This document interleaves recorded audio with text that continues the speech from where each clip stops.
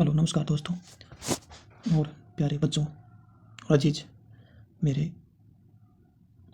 आज हम पढ़ने जा रहे हैं 12th क्लास के सेकंड चैप्टर। पहला चैप्टर हमने कंप्लीट कर लिया है, सेकंड चैप्टर जिसका नाम है विश्व जनसंख्या, वितरण, घनत्व और वृद्धि। जो क्लास 12th आरबीएसई बोर्ड में जो एनसीईआरटी लागू हो रही है वहीं से सेकंड चैप्टर पढ़ने जा रहे हैं। विश्व जनसंख्या, वर्ल्ड पॉपुलेशन की बात हो रही है। हम उसका डिस्ट्रीब्यूशन जानेंगे, डेंसिटी जानेंगे और वो किस प्रकार से ग्रोथ करती है इसके बारे में इस अध्याय में हम पढ़ेंगे। जैसे विश्व जनसंख्या दिवस 11 जुलाई को मनाया जाता है। ये बेसिक इन्फॉर्मेशन मैं आपको दे रहा हूँ जो आपकी लेसन में नहीं है लेकिन पता होना चाहिए। जैसे हम पीछे का रिकॉर्ड देखें, 1830 के दशक में 100 करोड़ जनसंख्या थी, मतलब 1 अरब। वहीं 2011 में देखें तो 700 करोड़ जनसंख्या, मतलब 7 अरब। और आज तो 2023 में देखें तो 800 करोड़, मतलब 8 अरब। तो आपको कहीं ना कहीं दिख नहीं रहा 7 और 8, मतलब है इन 12-13 साल में 100 करोड़ जनसंख्या बढ़ रही है, 700 से 800 हो रही है। ये संभावित है, ये डाटा कोई फैक्ट नहीं है, संभावित है। हम कल्पना की है, ऐसा पूर्ण रूप से सही नहीं है। और वर्तमान में हम विश्व की जनसंख्या की बात करें तो 795 करोड़ है, मतलब 795 करोड़ 95 लाख। और भारत की 139 करोड़ 95 लाख। ये भी अनुमानित है जो आपको पता होनी चाहिए। विश्व की जनसंख्या, टोटल विश्व की जनसंख्या जो अनुमानित है वो है 600 करोड़। टोटल विश्व की जनसंख्या 600 करोड़ से ज़्यादा भी है। ये एक संभावित आंकड़ा है जो आपको पता होना चाहिए। अब विश्व की जनसंख्या, वितरण और घनत्व है। वितरण, जनसंख्या का वितरण और घनत्व क्या होता है ये हम जानेंगे। वितरण का मतलब होता है जनसंख्या का फैलाव, मतलब कितनी दूर तक वो फैली हुई है, वितरित है। और घनत्व का मतलब होता है जन का जमाव, मतलब जमावड़ा, कितनी वो एकत्रित हुई है उसी वितरण में। वितरण और घनत्व दोनों एक ही कैटेगरी के दो पहलू है, जो आपके शायद समझ जाए तो आसान रहेगा। जनसंख्या घनत्व हम एक सूत्र से निकालते हैं, जनसंख्या बट्टा क्षेत्रफल, मतलब जिस क्षेत्र में कितनी जनसंख्या निवास करते हैं उसका इस फॉर्मूले से हम निकाल सकते हैं। जिसे हम एक डेफिनेशन देते हैं, प्रति वर्ग किलोमीटर, प्रति वर्ग किलोमीटर में रहने वाले व्यक्तियों के रूप में मापा जाता है। मान लीजिए किसी विशेष क्षेत्र में 12,000 जनसंख्या निवास करती है, मान लीजिए, अनुमानित है।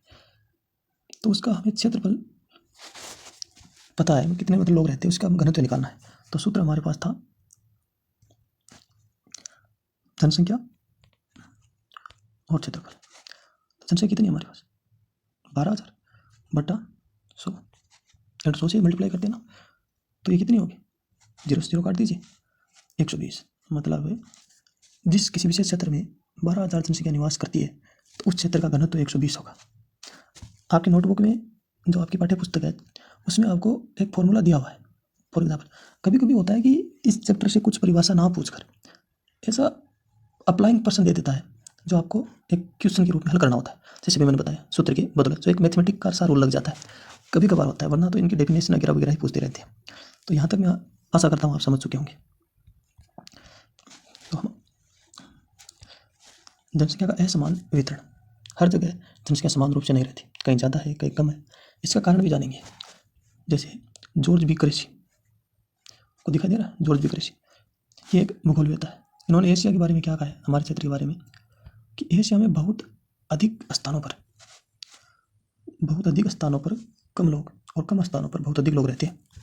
ये बिल्कुल सही बात है। जैसे राजस्थान की बात कर लीजिए, राजस्थान का क्षेत्रफल बहुत है लेकिन यहाँ जनसंख्या अन्य राज्यों से बहुत कम है। ऐसे राजस्थान नहीं है, बहुत सारे ऐसे क्षेत्र हैं। एशिया महाद्वीप की बात करें, होता है ऐसा, क्यों होता है इसी का भी जानेंगे। इसका वितरण और घनत्व को प्रभावित करने वाले कारक है, क्या वजह रही होगी कि लोग इस तरह रहते हैं। वितरण और घनत्व मतलब किस प्रकार फैली हुई है और किस प्रकार कितना दबाव है किसी क्षेत्र विशेष में, वो किस कारण से ऐसा हो रहा है, इसको कौन कौन से कारक प्रभावित करते हैं, उसी का हम अध्ययन करेंगे आगे। इसमें 3 कारण प्रमुख रहते हैं, भौगोलिक कारक, आर्थिक, सामाजिक और सांस्कृतिक। जियोग्राफिकल स्ट्रक्चर की बात करें हम, और इकोनॉमिकल और सोशल और हमारे कल्चरल्स, ये सब डिपेंड करते हैं। जैसे भौगोलिक कारक में जल की उपलब्धता। भौगोलिक कारक का मतलब है हमारी पृथ्वी की संरचना कैसी है, आकार के आधार पर जल की उपलब्धता। भविष्य बात है, जल की उपलब्धता जनसंख्या प्रभावित करती है। जैसे समुद्र जल, जहाँ अत्यधिक मात्रा में जल उपलब्ध हो वहाँ जनसंख्या ज़्यादा निवास करती है। क्यों, जल हमारी दैनिक मूलभूत आवश्यकता है। पीने के लिए, सिंचाई के लिए, और बहुत सारी फैक्ट्रियों में मतलब जल ही जीवन है। और जहाँ जल की प्रचुर मात्रा है तो वहाँ लोग बसना शुरू कर देंगे और वहाँ की जनसंख्या वृद्धि हो जाएगी। जैसे गंगा नदी घाटियों के आसपास का क्षेत्र सघन बसा क्षेत्र है। दूसरा भौगोलिक कारक है भू आकृति। ऑब्वियस सी बात है, भू आकृति जनसंख्या को प्रभावित करती है। जैसे उबड़ खाबड़ जगहों के बजाय समतल मैदान में लोग ज़्यादा रहना पसंद करते हैं, क्योंकि समतल मैदान में कृषि करना आसान होता है, मकान बनाना आसान होता है, रोड बनाना आसान होता है। इसीलिए यूपी, एमपी और कहीं से भी लेके आप जहाँ समतल मैदान है वह जनसंख्या ज़्यादा निवास करती है। आपने उदाहरण भी देख लिया, क्योंकि ये हमारे लिए अच्छा स्थान होता है रहने बसने के लिए।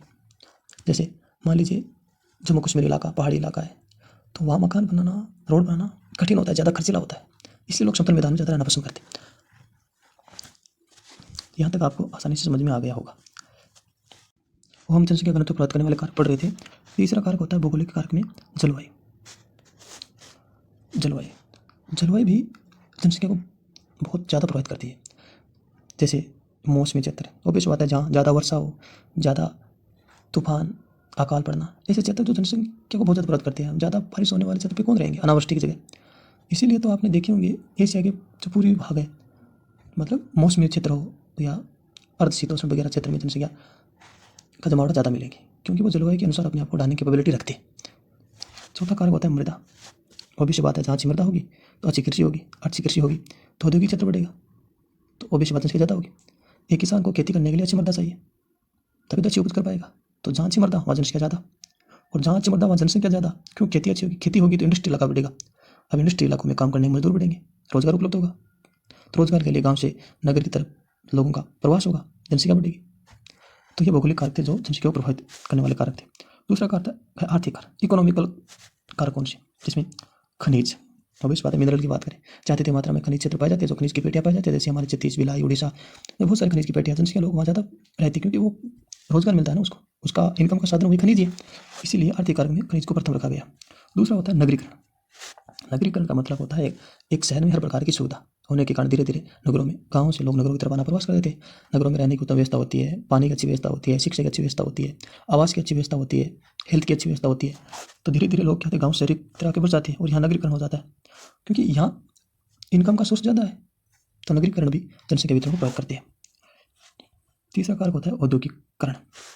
औद्योगिकरण इंडस्ट्री इलाका, जहाँ पर लोग रोजगार प्राप्त हो, तो वहाँ पे भी लोग ज़्यादा आकर बसने लग जाते हैं, क्योंकि उनको रोजगार प्राप्त होता है। और भारत में बेरोजगारी चरम पे है, तो अभी से बात है, जहाँ औद्योगिकरण क्षेत्र ज़्यादा है वहाँ जनसंख्या ज़्यादा मिलेगी। ये तो थे आर्थिक कारक। अब हम पढ़ने जा रहे हैं सामाजिक और सांस्कृतिक कारक, जो हमारे रीति रिवाज होता है। जैसे एक धर्म के लोग एक क्षेत्र में रहेंगे ताकि वो अपने आप को सुरक्षित रख पाए। आजकल तो संवैधानिक रूप से सब होता है, लेकिन एक अपनापन महसूस होता है रीति रिवाज के अनुसार। लोग एक ग्रुप और एक समुदाय या अपने धर्म के प्रति आस्था रखने वाले लोग एक जगह रहना पसंद करते हैं। संस्कृति लगाओ मतलब अपने धर्म के प्रति लोगों को लगाओ, अपने कल्चर के प्रति, अपनोपनों के प्रति, जहाँ अपने लोग ज़्यादा रहते हैं वहाँ लोगों का रहना। राजनीतिक अशांति, अब जहाँ लूटाखोरी हो, लोगों को सुरक्षित ना हो, हमेशा लड़ाई दंगे चलते रहते हो, वहाँ कोई रहना नहीं पसंद करेंगे। अब ये थे, हमने पढ़े थे जो जनसंख्या को प्रभावित करने वाले कारक। अब इसके आगे वाला चैप्टर का जो भाग है हम आगे करेंगे। आशा करता हूँ यहाँ तक सब कुछ समझ में आ रहा होगा।